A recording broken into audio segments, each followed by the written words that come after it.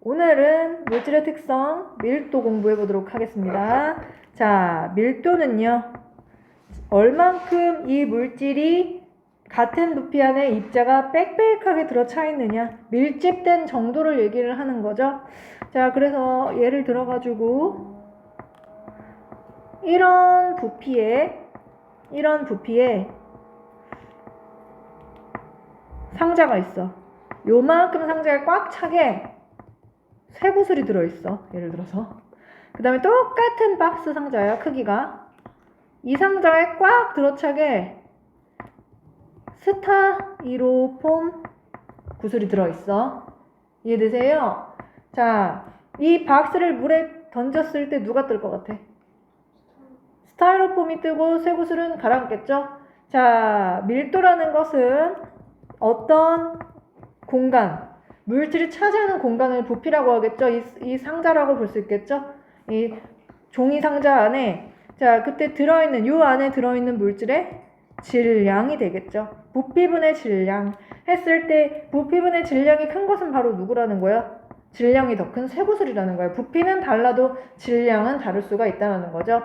자, 부피가 같아도 질량은 다를 수가 있다는 거죠. 자, 우리 질량 단위를 뭐로 사용하느냐면은 보통 그램 단위를 사용을 하고요.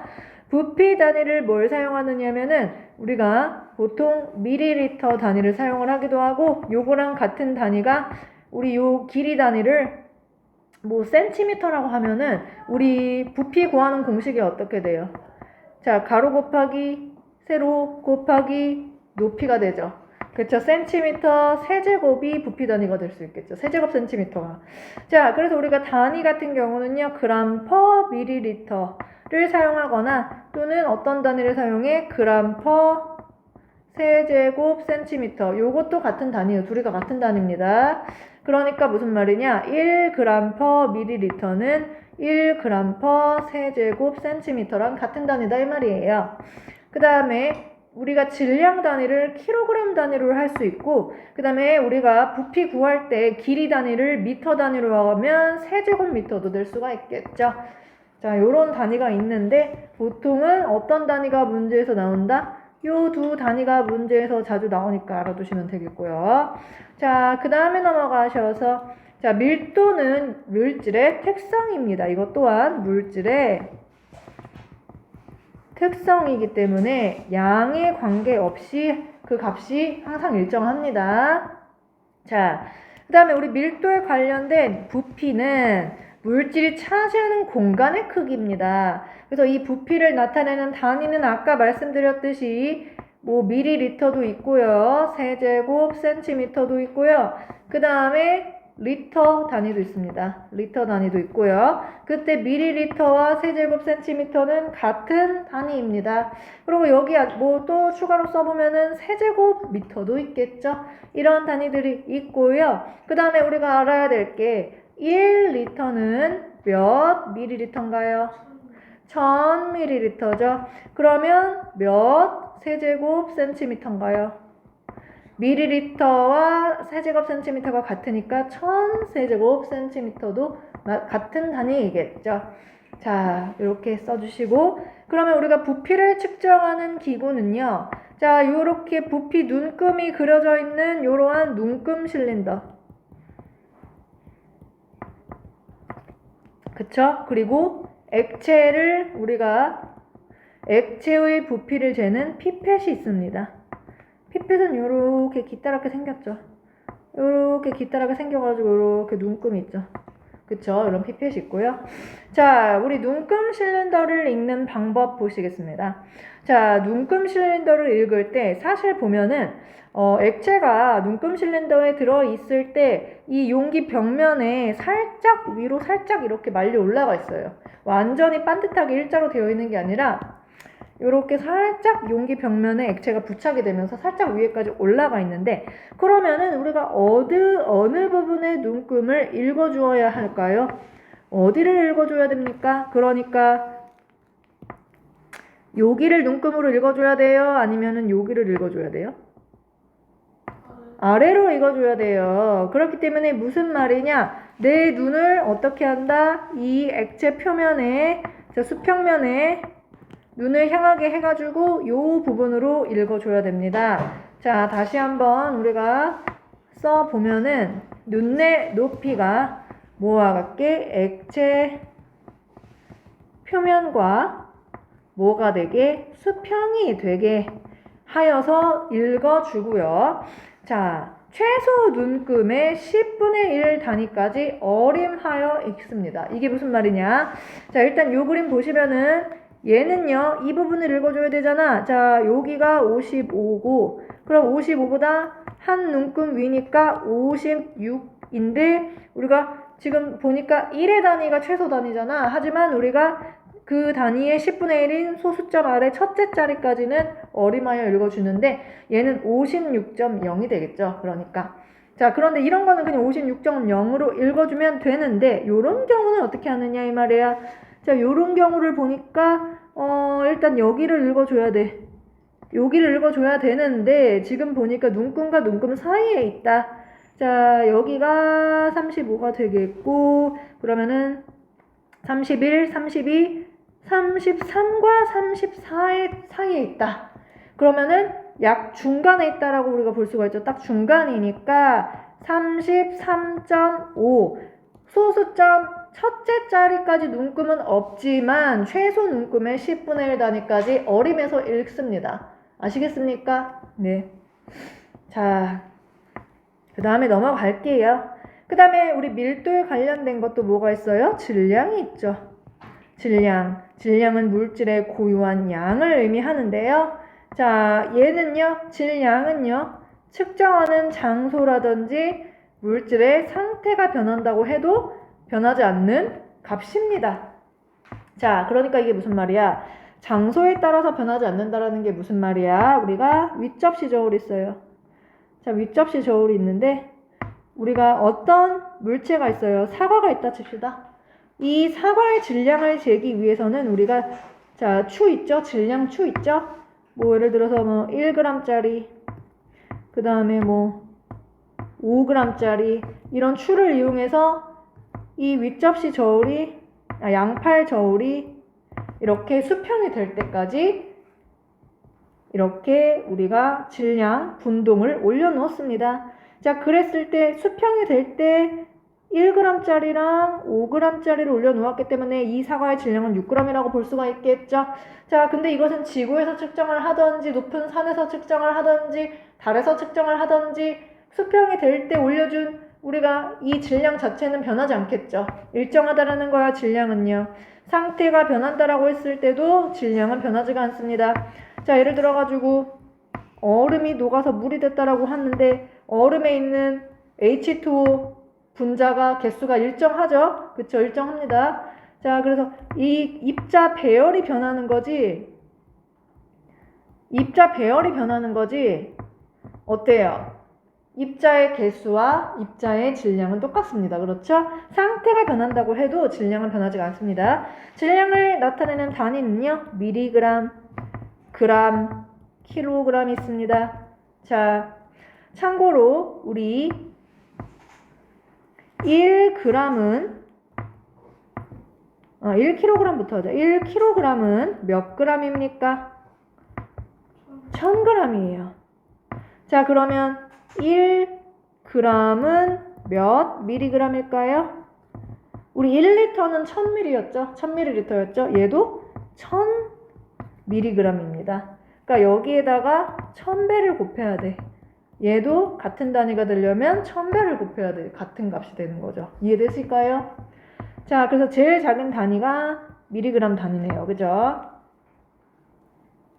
자, 그러면 우리가 측정하는 기구는요. 전자저울 또는 위에서 그려드렸던 윗접시 저울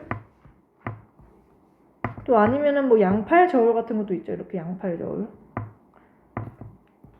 이렇게 돼가지고 이렇게 접시 이렇게 매달려가지고 여기다가 물체 이렇게 올려두고 그쵸? 이렇게 수평되게 하는 거. 자, 요런 것들이 있다. 자, 우리 요 그래프 한번 봅시다. 질량, 부피, 그래프 봅시다. 자, 우리 그래프에서 기울기는요. 가로축의 증가량분의 세로축의 증가량이 되겠죠? 그러면 가로축의 증가량은 부피를 의미하죠? 세로축의 증가량은 질량을 의미하죠?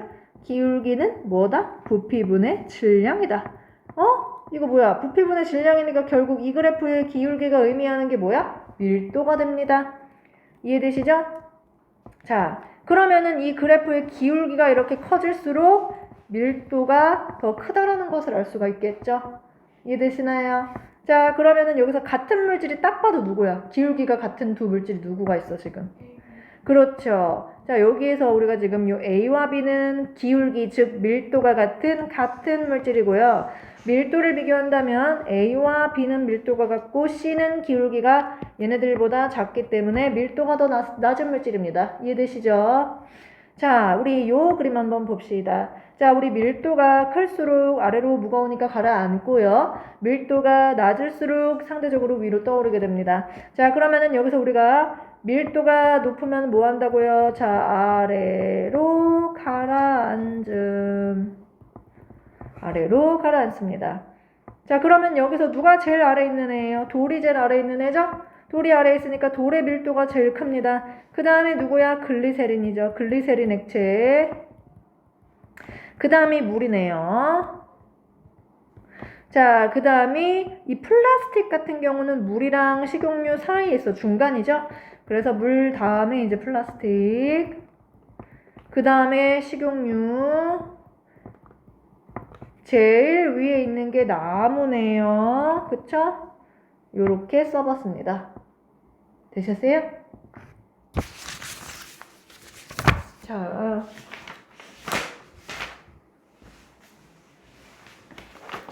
그 다음에 넘어가실게요. 자, 밀도의 변화 보시겠습니다. 밀도가 온도가 상승할 때 어떻게 변하는지, 외부 압력이 상승할 때 어떻게 변하는지, 그 다음에 물질의 상태가 변할 때 어떻게 밀도가 변하는지를 공부해 보도록 하겠습니다. 자, 먼저 고체나 액체의 밀도, 그 다음에 기체의 밀도 조금 차이가 있는데, 자, 고체나 액체 같은 경우가 온도가 상승하면은 분자 운동이 활발해지면서 자, 어떻게 된다? 입자 간의 거리가 좀 이렇게 멀어지는 경향이 있어요. 고체나 액체도요. 자, 그래서 온도가 상승하면 부피가 약간 상승합니다. 아주 많이는 아니고 약간 상승하죠. 그럼 밀도는 어떻게? 밀도는 부피분의 질량인데, 질량은 일정한데 부피가 약간 상승하면 밀도는 약간 낮아지겠다. 이해되시나요? 자, 그래서 고체나 액체의 밀도는 온도가 상승하면은 밀도는 약간 내려가게 됩니다. 아주 많이는 아니고. 자, 그런데 기체 같은 경우는요, 우리 샤를 법칙 기억나세요? 온도가 높아지면은 기체 부피가 비례적으로 확 증가했었죠, 그쵸? 자, 기체는 온도에 따른 부피 변화가 큽니다. 그렇기 때문에 온도가 상승하게 되면은 그 기체의 부피는 크게 증가하게 돼요. 기체의 부피는 온도가 상승하면 크게 증가하게 됩니다. 역시 부피가 약간이 아니라 아주 크게 증가하니까 밀도는 크게 감소하겠죠. 자, 그 다음에 물질에 작용하는 압력입니다. 고체나 액체 같은 경우는 입자 간의 거리가 어떻냐? 가까운 편이에요. 자, 얘를 고체라고 해봅시다. 입자 간의 거리가 매우 다닥다닥 붙어 있는데 압력을 가해서 짜부를 시킨다고 얘가 짜부가 되겠어, 안 되겠어? 잘 안 되겠죠. 부피가 거의 줄어들지 않습니다. 액체도 마찬가지고요. 그래서 액체와 고체는 압력에 따른 부피 변화가 거의 없기 때문에 밀도도 거의 영향을 받지 않습니다. 그런데 기체의 경우는 어떻냐? 자, 입자 사이의 거리가 굉장히 멀리 떨어져 있기 때문에 어떻게 외부에서 압력을 가해주면은 이 입자 사이의 거리가 확 가까워질 수가 있다. 자, 그렇기 때문에 압력이 상승을 한다면은 어떻게 짜부를 시키니까 기체의 부피가 크게 감소하게 된다. 자, 그러므로 어떻게 된다? 기체의 부피가 크게 줄어드니까 밀도는 크게 상승하게 된다. 이해되시나요? 괜찮으세요? 네. 자, 그 다음에는 우리가 물질의 상태, 같은 물질의 경우에 물질의 상태에 따라서 밀도가 어떻게 변하는지 봅시다. 자, 우리 일반적인 물질의 경우는 고체보다는 액체의 입자 간의 거리가 멀기 때문에 부피가 증가하고 액체보다는 기체의 입자 간의 거리가 멀기 때문에 부피가 증가합니다.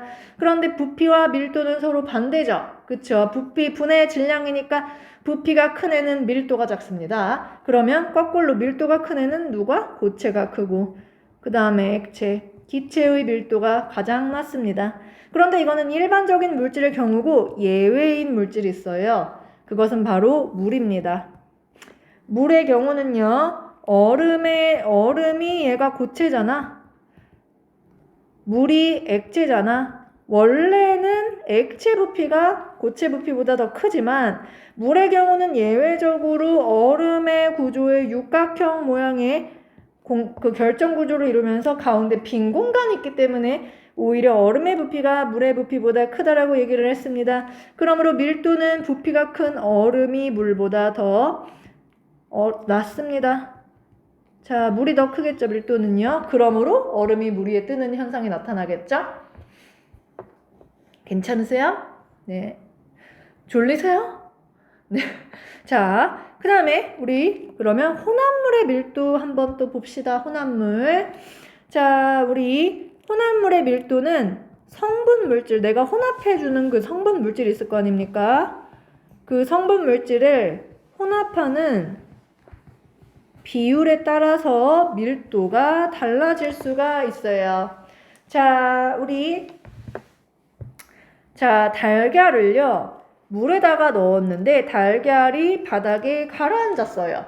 가라앉았다는 얘기는 달걀의 밀도가 물의 밀도보다 크다라는 얘기예요. 그런데 소금을 녹였어요, 물에다가. 그랬더니 달걀이 점점 떠오르더라는 거예요. 소금을 넣어서 혼합물로 만들어 주었더니 소금물의 밀도가 달걀보다 높아지게 되었어요. 그래서 혼합 비율에 따라서 밀도가 달라질 수가 있어요. 자, 그러면은 우리가 밀도는 부피분의 질량이잖아요. 근데 어떤 애가 이렇게 물어보는 거예요.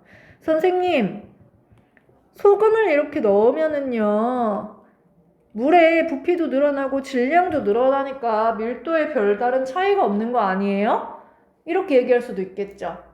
그런데요, 소금을 넣어 주었을 때 우리가 소금을 막 1스푼, 2스푼 이렇게 많이 넣어줘도요, 실질적으로 소금 입자가 물 분자 사이에 끼어 들어가기 때문에 부피가 증가하는 정도는 그렇게 크지 않아요. 실제로 가득 채워져 있는 물컵에다가 소금을 넣어도 물이 넘치지 않아요. 부피가 그렇게 증가하지 않아요. 그에 비해서 질량은 소금을 넣어주는 만큼 많이 증가하게 돼요. 그러므로 물에다가 소금을 넣어주면은 밀도가 전체적으로 증가하게 돼요.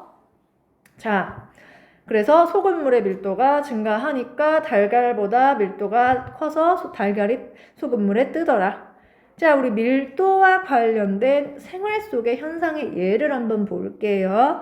자, 우리 구명조끼를 입으면은 물에서 떠오르죠. 그것은 왜 그래? 구명조끼에 기체가 채워져 있는데 이 기체의 밀도가 물의 밀도보다 낮기 때문에 떠오를 수 있는 거겠죠. 구명조끼의 밀도가 물보다 낮기 때문에 가라앉지 않습니다. 자, 두 번째로 우리 잠수부가 잠수를 깊은 바닷물에 잠수를 할 때 생각보다 깊이 못 들어가는 이유는 우리 폐 속에 공기로 채워져 있기 때문이에요. 그런데 이 잠수부가 더 깊이 잠수를 하기 위해 허리에 납덩어리를 차요. 자, 납덩어리. 이 납덩어리는 고체 금속이니까 밀도가 굉장히 크단 말이에요, 얘가. 그러니까 납덩어리가 바닥에 쑥 가라앉을 때 잠수부도 같이 쑥 내려가겠죠. 자, 물속에 잘 가라앉는 거. 자, 기체 중에 헬륨 기체 있죠? 헬륨 기체는요, 공기보다 밀도가 낮아요. 그래서 헬륨 풍선은 공기 위로 상승하겠죠. 놀이동산에서 파는 풍선들이 롯데월드 같은 데서 파는 풍선들이 이런 풍선들이죠. 애들이 좋아하는 거 들고 있으면은 공중에 뜨는 풍선. 근데 이거 줄 놓치면 풍선 하늘 위로 날아가죠. 자, 그 다음에 만약에 이산화탄소로 만들어진 풍선이 있다면 얘는 어떨까요? 얘는 바닥에 가라앉을 거예요. 왜 그러느냐? 얘는 공기보다 밀도가 높습니다. 그렇기 때문에 이산화탄소로 풍선을 만든다면 얘는 아래로 내려가겠죠. 좋아하지 않겠죠, 애들이. 싫어하는 풍선이겠죠. 이해되세요? 자, 쓰셨나요? 네. 자, 그 다음에 우리 가스 누출 경보기를 어디에 설치할지를 한번 생각을 해보겠습니다. 자, 우리 LNG는요, liquefied natural gas, 즉 liquefied 액체, natural 천연, 액화 천연가스. 자, 그 다음에 liquefied petroleum gas, 액체가 아니라 액화 석유가스. 자, 요렇게 우리가 가스 종류 두 종류를 비교를 해보면요. 자, LNG, 액화천연가스는요, 공기보다 밀도가 낮습니다. 그렇기 때문에 얘는 공기 위로 떠오르겠죠. 누출이 된다면. 그러면 얘가 누출됐는지를 탐지하는 경보기는 공기 위쪽에 있어야겠죠. 즉, 천장에 설치를 해야 돼요. 어차피 얘가 LNG가 위로 떠오르니까요. LPG는요, 공기보다 밀도가 높기 때문에 누출되면 바닥에 가라앉을 거예요. 그러면은 이 경보기는 바닥에 설치를 해야 되겠죠. 자, 그랬다. 자, 여기까지 하고 69쪽 문제 풀어보도록 하겠습니다. 자, 69쪽 문제예요. 자, 1번부터 문제 풀어보겠습니다. 자, 답 한번 맞춰보겠습니다. 1번에 XO, XO, X. 2번에 2g 세제곱 센티미터. 3번에 A는 4g 세제곱 센티미터, D는 0.5g 세제곱 센티미터. 그 다음에 B와 E가 되겠습니다. 4번엔 A보다 B, B보다 C, C보다 D, D보다 E. 이렇게 밀도 크다. 그 다음에 5번에 OOX. 6번에 밀도. 자, 틀린 문제 있으신가요? 1번이랑 2번. 1번에 2번. 질량의 단위에는 g과 kg 단위가 있다. 아까 우리 했었죠? 미리그램이 있고 g램이 있고 kg 단위가 있다. 이건 맞는데 왜 틀렸다고 했을까요? 그쵸? 헷갈리셨나 봅니다. 그쵸? 또 틀린 거 있나요? 4번. 자, 밀도의 단위는 g per 세제곱 센티미터. 맞죠? 예, g per 밀리리터. 맞죠? 그러니까 부피분의 질량. 이 두 단위는 서로 같다라고 그랬죠? 맞습니다. 1번에 가면 그냥 4번. 아, 그냥 4번. 수리. 그냥 4번. 자, 밀도가 제일 큰 거는 제일 아래에 있는 애예요. 그죠? 그러면은 2가 제일 큰 거죠. 그쵸? 2가 제일 큰 거고. 그 다음에 D는 C와 E의 중간에 있으니까 그 다음에 D인 거고. 그 다음에 C인 거고. 이렇게. 혹시 이렇게 썼나요? 아, 요건 아니에요. 아, 자, 이해되셨나요? 예. 그 다음에 또 있으신가요? 5번에 2번. 기체의 밀도를 나타낼 때는 온도와 압력을 함께 표시한다.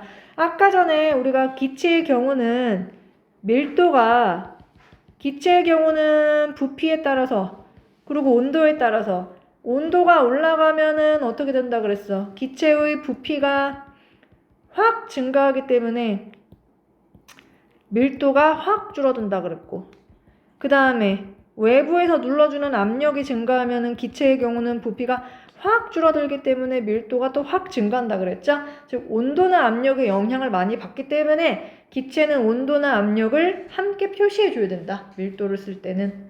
네. 자, 그 다음에 또 있으세요? 없으십니다. 자, 용해도 보겠습니다. 일단 우리가 용해도를 배우기 전에 용해되는 개념을 배워보겠습니다.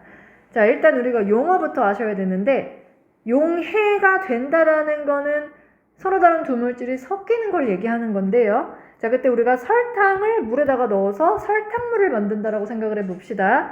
자, 그때 우리가 설탕과 물이 섞이는 거죠. 그것을 우리가 섞이는 현상을 뭐라 그러느냐? 용해라고 해요. 균일하게 섞이는 것을 용해라고 하는데, 그때 녹아 들어가는 물질을 용질이라고 해요. 녹아 들어가는 물질을 용질이라고 하고요. 녹이는 물질을 뭐라 그래? 용매라고 합니다. 그래서 설탕물을 형성할 때 녹이는 게 물이잖아요. 그러니까 물이 용매, 설탕은 녹아 들어가잖아요. 용질이 되겠죠? 그리고 용에 되어서 생성된 이 균일하게 섞인 이러한 균일 혼합물을 용액이라고 합니다. 용액 써주세요. 용액. 자, 다시 한번 용어 정리해보면 녹는 물질은 용질, 녹이는 물질은 용매, 섞인 균일 혼합물은 용액이라고 하니까 용어를 잘 알아두세요. 자, 그러면 이렇게 형성되는 용액의 종류 보시면 우리가 자, 뭐 예를 들어서 40도씨의 물이 있었어. 온도가 40도 정도 되는 물이 100g 있었거든? 이 100g에다가 설탕을 10g, 20g, 30g 계속 10g씩 계속 넣어주는 거야. 그리고 이렇게 잘 섞어서 잘 녹는지 봐. 자, 그랬는데 뭐 예를 들어가지고 얘가 한 50g까지는 녹는데 그 이상부터는 안 녹고 바닥에 가라앉아. 허용 가루가 바닥에 가라앉아. 자, 그럼 50g까지 최대로 녹아있겠죠. 50g까지 넣었을 때는. 자, 일정량의 용매의 용질이 최대로 녹아있는 용액을 얘가 포화됐다라고 얘기를 하거든요. 포화용액 써줄게요. 포화용액이라고 합니다. 최대로 녹아있는 것을 포화용액이라고 해요. 그리고 내가 아까 전에 50g까지 녹을 수 있다라 그랬는데 예를 들어서 설탕을 10g밖에 안 넣었어 아직. 그러면은 40g이 더 녹아올 수 있는 상태죠. 그렇죠. 자, 그러면은 아직 적게 녹아 있어서 더 녹일 수 있는 용액은 아직 포화된 게 아니다. 그래서 불포화 용액이라고 해요. 자, 그 다음에 용해도 보겠습니다. 용해도의 정의를 잘 알고 계셔야 돼요. 자, 용해도는 온도에 따라서 증가하는 경향이 있어요. 고체의 경우. 자, 우리 소금이 뜨거운 물에 잘 녹아요? 차가운 물에 잘 녹아요?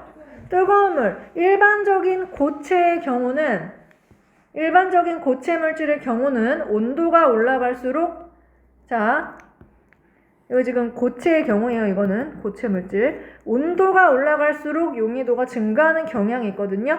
그래서 온도가 몇 도인지를 꼭 써줘야 돼. 용해도 표현할 때. 어떠한 온도에서, 자, 용매. 물과 같은 용매 몇 그램? 100g. 이건 정해진 기준이야.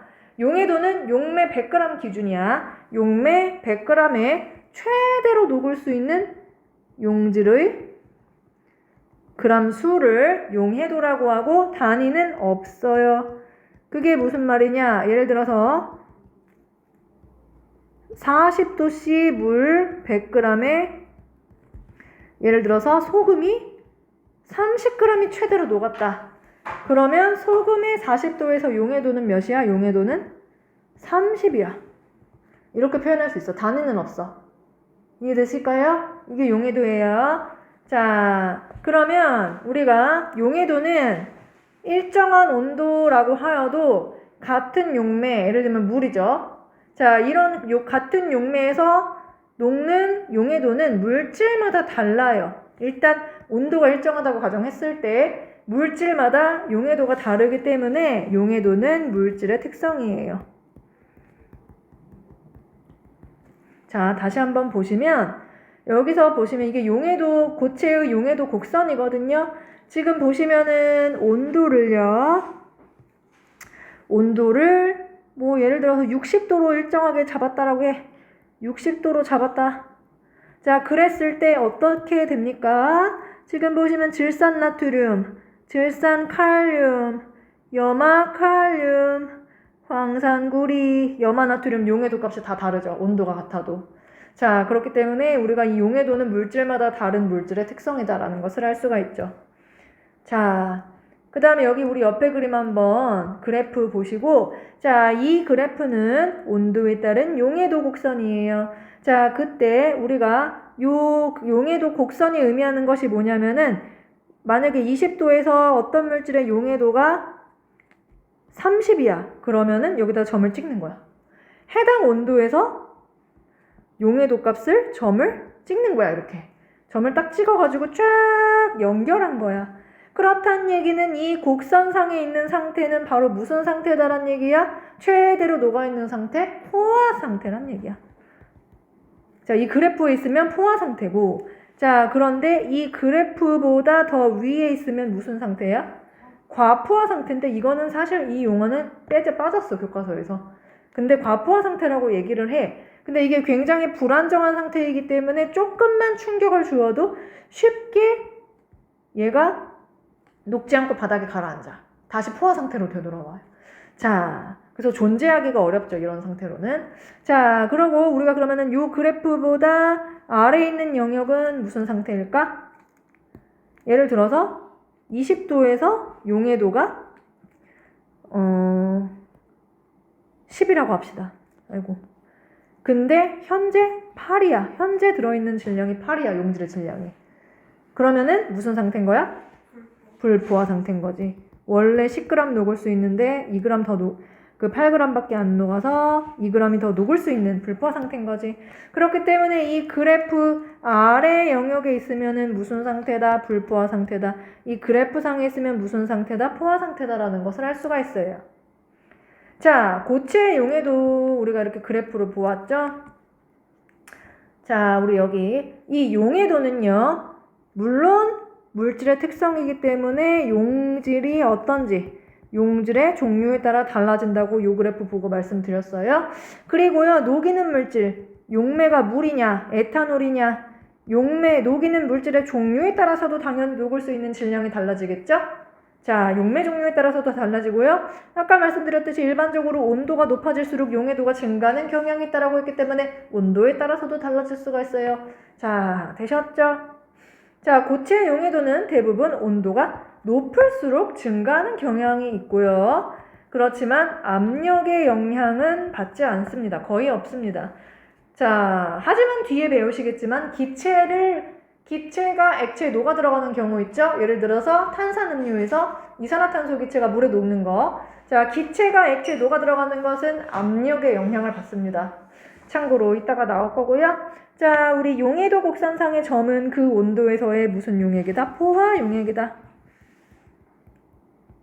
자, 그 다음에 이 그래프 보시면은 이 용해도 곡선에서 이 기울기 값이 있는데, 자, 기울기가 작은 애는 누구냐면은 염화나트륨이야. 그렇죠? 기울기가 가장 급격한 애는 누구냐면은 얘 질산칼륨이야. 그렇죠? 질산칼륨은 온도에 따른 용해도 차이가 크고 염화나트륨은 온도에 따른 용해도 차이가 작죠. 가장 작죠. 자, 그래서 우리가 기울기가 클수록 온도에 따른 용해도 변화가 크다는 것을 알 수 있고, 그렇다는 얘기는 자, 뜨거운 온도에서 녹아있던 질산칼륨을 온도를 낮춰서 냉각을 시키면은 이 녹아있던 질량 차이만큼이 녹지 않고 바닥에 가라앉아서 결정으로 석출이 될 거거든요. 그렇기 때문에 냉각을 시켰을 때 석출량이 가장 많다라는 거예요. 온도에 따른 용해도가 차이가 클수록요. 이 석출되는 게 뭔 말인지 이해를 못하는 애가 있어서 뒤에서 다시 자세하게 설명을 드리겠습니다. 지금 되셨죠? 뒤에 페이지 넘겨보시면, 자, 그래서 우리가 일단은 석출된다라는 개념을 잘 이해를 못하는 애가 있거든요. 자, 우리가 재민이가 뜨거운 80도씨의 물에다가 물 100g에다가 소금 있죠? 소금을 예를 들어서 뭐 50g을 넣었는데 다 녹았다고 칩시다. 바닥에 가라앉는 게 없었어. 휘 적었을 때. 그런데 얘가 식어가지고 얘가 20도가 됐어. 그랬더니 소금 중에서 녹지 않고 바닥에 이렇게 가라앉는 애가 있는 거야. 하얀 가루가 돼가지고. 이렇게 돼서 녹지 않고 바닥에 가라앉지 뭐야 얘가. 얘가 결정으로 석출된 거지. 녹지 않고 녹았다가 다시 빠져나온 거죠. 가라앉은 거죠. 이게 석출됐다라는 거야. 자, 용해도 차이가 클수록 이렇게 석출되는 양이 많아진다 이 말인 거야. 자, 이 석출된다는 개념을 모르는 애가 있어서 말씀을 드렸어요. 자, 우리 용질의 석출량 계산하는 문제 어떻게 나오는지 한번 같이 풀어보겠습니다. 자, 우리 이 그래프를 보면은요. 일단 보기 전에 어떤 용액을 냉각을 시키면은 용해도가 어떻게 돼? 용해도가 감소하죠. 자, 그럼 많이 녹아있던 용질이 석출이 되겠죠. 자, 그러면은 우리가 석출되는 용질의 양을 계산하기 위해서는요. 처음 온도에서 용질의 양이 있을 거 아니에요. 녹아있는 용질의 양. 그런데 냉각을 시켰을 때 나중 온도가 됐을 거예요. 그죠? 냉각시켰을 때 나중 온도에서 최대로 녹을 수 있는 용질의 양이 있을 거 아니야? 그 차이만큼, 요 차이만큼이 뭐가 석출되는 거겠죠? 자, 그러면 A점에서 B점으로 냉각이 될 때 석출량 계산하자. 자, 그러니까 80에서 20도로 냉각을 시켰을 때 A 용액이 석출량이 얼마가 되겠냐 이 말이야. 자, 그러면은 어떻게? 지금 물 100g이라고 할 때 A 용액은 용해도가 120이잖아. 그 말은 뭐야? 자, 이게 뭐야? 물 100g에 용질이 몇 g이 녹아있는 포화 상태야? 120g이 녹아있는 포화 상태인 거죠. 자, 그러면은 120g이 지금 녹아있는데 얘를 갖다가 20도로 냉각을 시켜. 그러면 용해도가 몇이 돼? 40이 되죠? 그러면은 B 상태는 물 100g에 용질이 얼마만큼 밖에 못 녹아? 40g 밖에 못 녹아. 그러면은 20g 마이너스 40g 해주면은 80g이 어떻게 되는 거야? 80g이 녹지 못하고 결정으로 석출되는 거죠. 이해되시겠어요? 네. 자, 그러면 일단 여기까지 하고 다음 시간에 더 진행을 해야 될 것 같고요. 숙제 말씀드리도록 하겠습니다.